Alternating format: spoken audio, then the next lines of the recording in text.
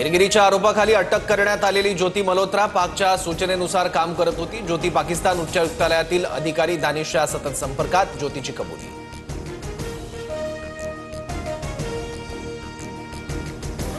ज्योती पाक गुप्तचर संस्थेचे अधिकारी अली हसनच्या संपर्कात होती। ज्योतीच्या एका बँक खात्यात दुबईहून झालेला व्यवहार आढळला, सूत्रांची माहिती।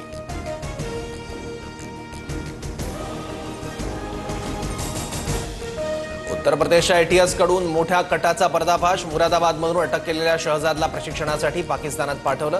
शहजाद भारतात मोठ्या दहशतवादी हल्ल्याचा कट रचत होता, तपासात उघड।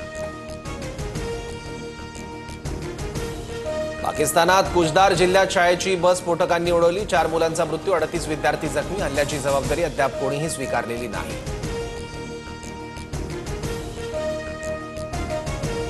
श्रीकांत शिंदेंच्या नेतृत्वात आज शिष्टमंडळ युनायटेड अरब एमिरेट्सचा दौरा करणार, तर संजय झा यांच्या नेतृत्वात शिष्टमंडळाचा जपान दौरा असणार। अमृतसरच्या शहापूर सीमा चौकीवरून बीएसएफने एका पाकिस्तानीला अटक केली। पाकिस्तानी नागरिकाची चौकशी सुरू। अवघ्या 200 रुपयात जमिनीची हिस्सेवाटप मोजणी होणार। शेतकऱ्यांवर आर्थिक भार पडू नये म्हणून चंद्रशेखर बावनकुळे यांचा महत्त्वपूर्ण निर्णय। राज्यभरात वादळी वाऱ्यासह पावसाची हजेरी। कोल्हापूर, पुणे, जालना, रत्नागिरी, जळगावसह हिंगोलीला मुसळधार पावसाने झोडपलं।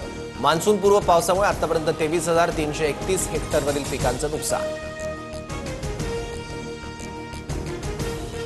मराठवाड्यात 17 दिवसांमध्ये वीज कोसळून 27 जणांचा मृत्यू, 391 जनावरं दगावली, तर 4,000हून अधिक हेक्टरवरील शेतीचंही नुकसान।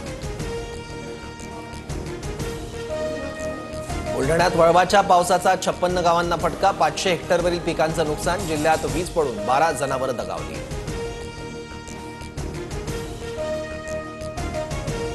पुण्याच्या आंबेगावात वादळी वाऱ्यासह जोरदार पाऊस, वीज कोसळल्याने कांदा चाळ जळून खाक, शेतकऱ्यांचं लाखो रुपयांचं नुकसान। पश्चिम विदर्भात तब्बल 276 गावात पावसाचा कहर, 771 घरांची पडझड, 7 जणांचा मृत्यू, तर 95 जनावरं दगावली। आजही महाराष्ट्रात मुसळधार पावसाचा इशारा। रत्नागिरी, सिंधुदुर्ग, कोल्हापूरसह बीड, सोलापूरला ऑरेंज अलर्ट, तर मुंबई, पालघर, पुणे, सातारा, सांगलीला येलो अलर्ट जारी। सुप्रीम कोर्टाकडून पूजा खेडकरला दिलासा। पूजा खेडकर अटकपूर्व जामीन मंजूर। खोट्या कागदपत्राद्वारे नोकरी मिळवल्याचा पूजा खेडकरवर आरोप। राजीव गांधी यांना बलिदान दिनानिमित्त काँग्रेसच्या नेत्यांकडून श्रद्धांजली। राहुल गांधींकडून वडिलांसाठी खास पोस्ट करत फोटो शेअर। पंतप्रधान मोदींच्या हस्ते उद्या नागपुरातील सुभाषचंद्र बोस इतवारी रेल्वे स्टेशनचं लोकार्पण। व्हिडिओ कॉन्फरन्सद्वारे दाखवणार मोदी हिरवा झेंडा।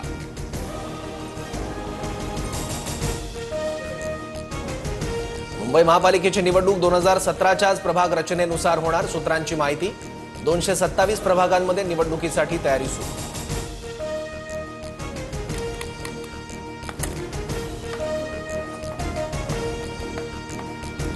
जानेवारीपासून राज्यभरात कोरोनाची 106 प्रकरणं। मुंबईत 95 नवीन कोरोना रुग्णांची नोंद, तर नागपुरात 6, तर कोल्हापूर जिल्ह्यात 3 कोरोनाची लागण।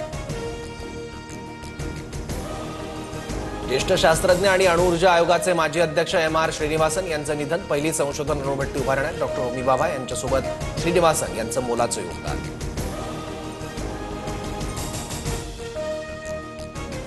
राज्यात ॲप आधारित प्रवासी सेवेत विनाकारण फेरी रद्द करणाऱ्याला दंड भरावा लागणार। चालकानं विनाकारण फेरी रद्द केल्यास भाड्याच्या 10% किंवा 100 रुपये, तर प्रवाशाला 5% किंवा 50 रुपये दंड भरावा लागणार।